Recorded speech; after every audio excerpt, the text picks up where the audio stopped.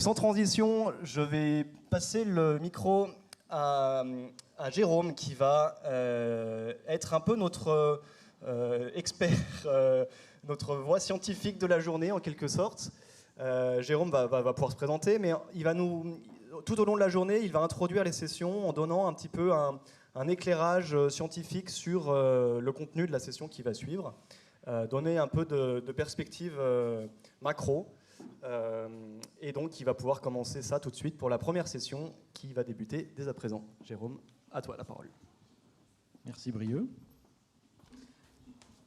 Bonjour à tous, merci pour cette introduction. Donc, je me présente très rapidement. Je suis Jérôme Labille, je suis directeur de recherche au CNRS. Donc le voilà, le chercheur CNRS.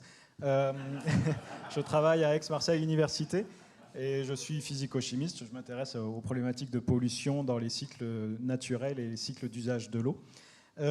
Donc j'ai l'honneur d'introduire en 1-2 minutes chaque session de cette journée. Et cette première session s'intitule « Eau et biodiversité, solutions fondées sur la nature, agroécologie ».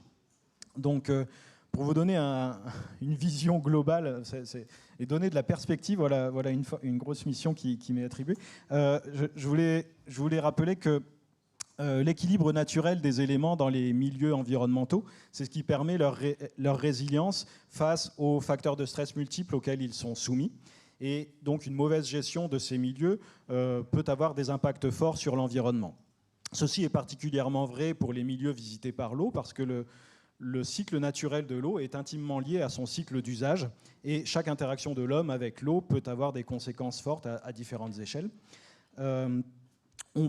Et aujourd'hui, dans le contexte actuel de transition écologique, où on cherche tous à minimiser notre empreinte environnementale, et bien justement, mieux comprendre la nature qui nous entoure devient un prérequis pour envisager des solutions dans nos approches qui soient les plus durables et les plus respectueuses de cet équilibre. Alors on parle notamment du concept One Water, qui met l'accent sur le fait que toute eau a une valeur, qu'elle soit une eau usée, une eau de surface, une eau pluviale, et qui incite les différents acteurs liés à l'eau à interagir ensemble pour envisager des solutions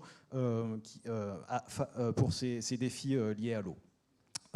Alors dans cette démarche, bien sûr que la biodiversité prend une place importante, puisqu'elle est l'indicateur majeur du bon état écologique du milieu.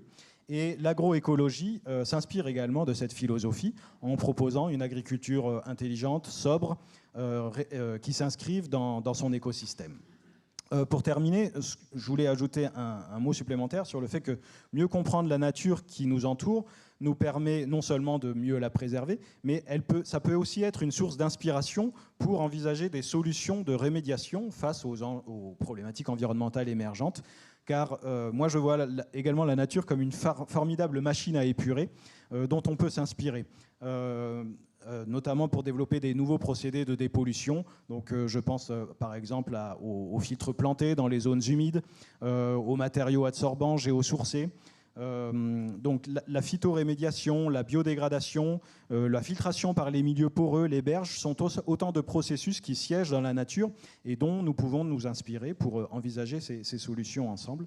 Donc voilà mon panorama de la problématique vaste, et j'invite maintenant les pitchers à nous présenter les solutions qu'ils sont venus présenter aujourd'hui pour solutionner ces problématiques. Merci.